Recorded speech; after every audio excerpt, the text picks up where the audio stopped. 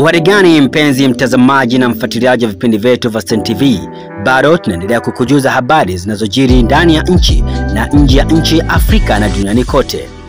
Rais mstaafu Dr. Jakaya Mrisho Kikwete, akiwa ni mwenyekiti wa bodi ya shirika la elimu la kimataifa GPE, yupo Tokyo nchini Japan. Amefanya ziara yake maalum yenye lengo la kuimarisha ushirikiano kati ya GPE na serikali ya Japan katika kutatua changamoto za elimu ya msingi katika nchi zinazoendelea. Katika siku yake ya kwanza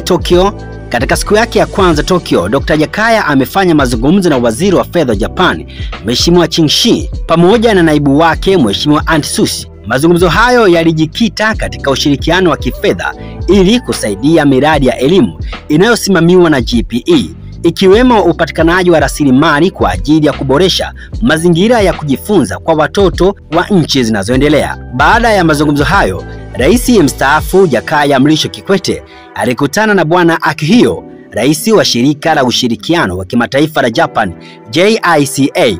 Shirika hili limekuwa na mchango mkubwa katika miradi ya maendeleo barani Afrika, na mazungumzo yalihusu namna JICA inaweza kusaidia jitihada za GPE katika kukuza elimu bora. Dr. Jakaya Kikwete pia alikutana na Bwana Yuhi Sasawaka, mwenyekiti ya taasisi Nippon.